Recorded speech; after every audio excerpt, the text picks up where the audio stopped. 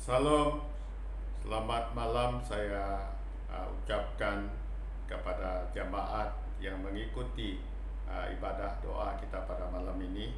Kita bersyukur sekali lagi kita boleh bertemu dalam siaran kita pada malam ini.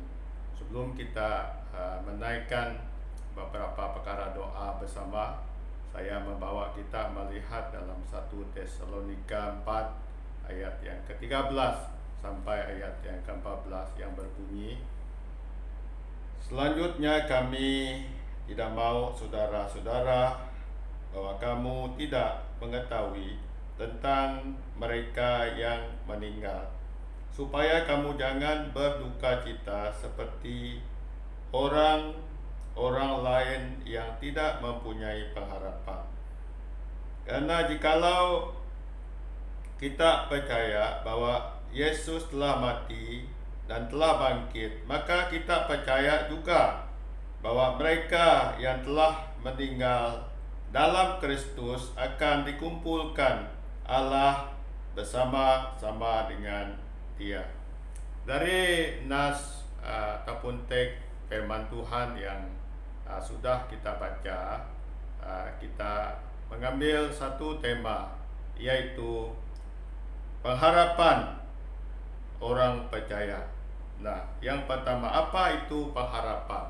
Nah, menurut Kamus Besar Indonesia, pengharapan berasal dari kata dasar harap yang berarti mohon, minta, keinginan supaya sesuatu terjadi, dan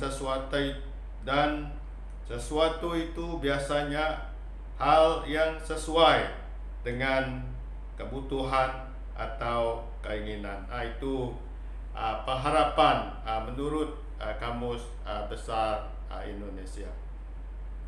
Nah, pengharapan menurut Alkitab Ibrani 6 ayat yang ke-19 berbunyi, pengharapan itu adalah sauh yang kuat dan aman bagi jiwa kita yang telah dilabuhkan sampai ke belakang tabir. Nah, kalau kita melihat dalam terjemahan Berita Baik,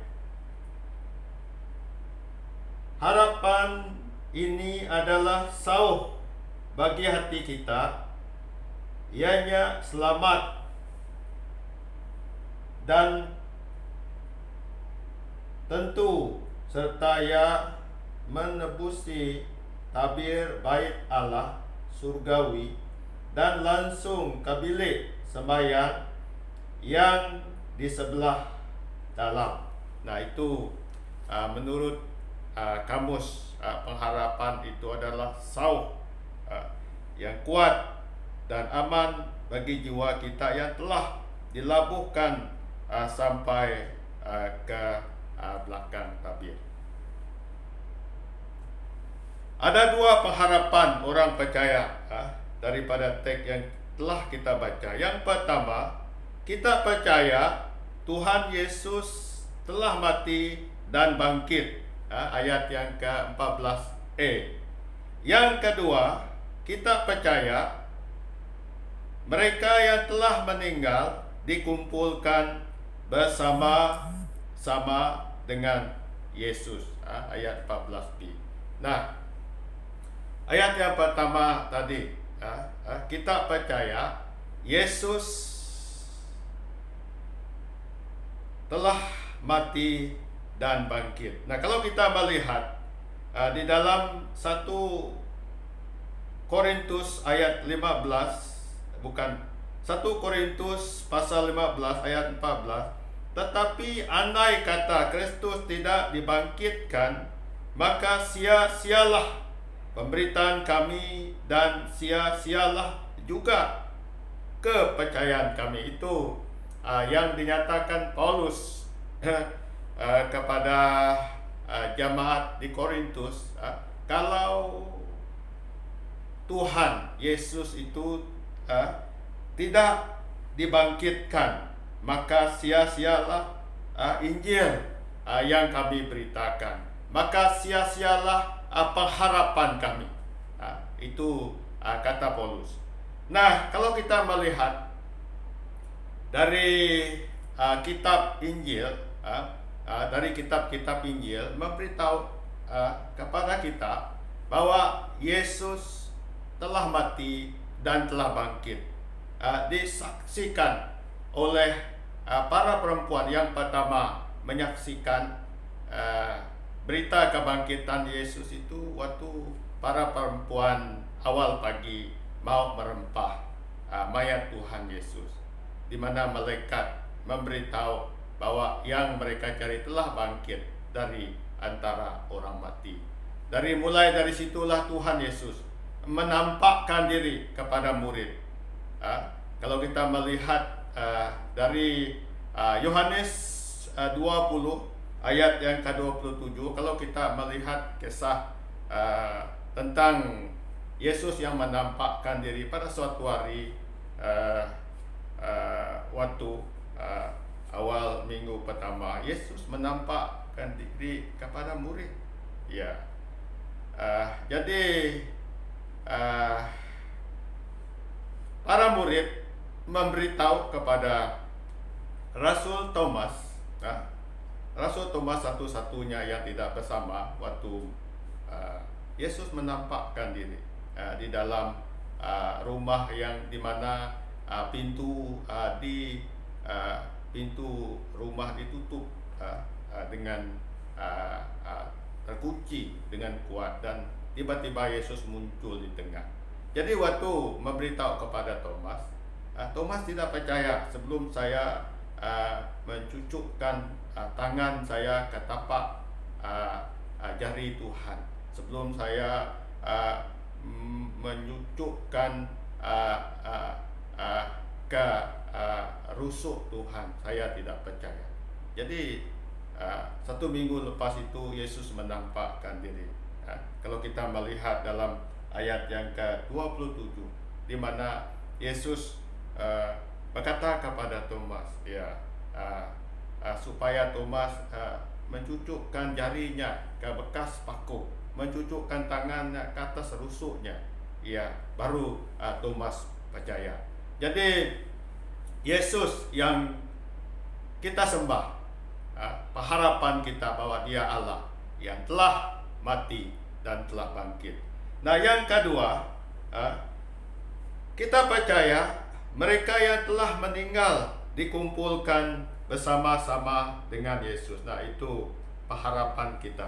Kalau kita melihat dalam Wahyu 21 ayat 3-4, kalau kita lihat, lalu aku mendengar suara yang nyaring dari takhta itu berkata, lihat, kemah Allah ada di tengah-tengah manusia, dan Ia akan diam bersama-sama dengan mereka.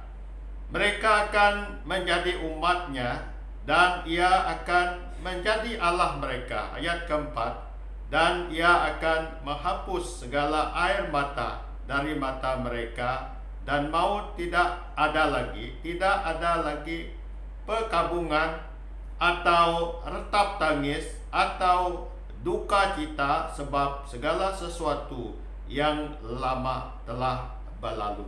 Jadi di sini kita melihat pengharapan kita, orang yang percaya bahwa mereka yang telah meninggal dikumpulkan bersama-sama dengan Tuhan kita Yesus Kristus. Firman Tuhan memberitahu kepada kita bahwa Yesus tetap menjadi Allah mereka. Firman Tuhan juga memberitahu kepada kita bahwa Yesus akan menghapus segala air mata dari mata mereka. Maut tidak ada lagi, tidak ada lagi perkabungan atau retap tangis atau berduka cita, sebab segala sesuatu yang lama itu telah berlalu. Inilah pengharapan kita. Jadi kita percaya meniang ibu kepada keluarga besar Sister Roslyn Rundai, saya percaya, kita semua percaya, karena dia meninggal di dalam Tuhan sebagai orang percaya. Tentulah dia dikumpulkan bersama-sama orang yang percaya. Jadi mari kita berdoa, saya pimpin kita dalam doa.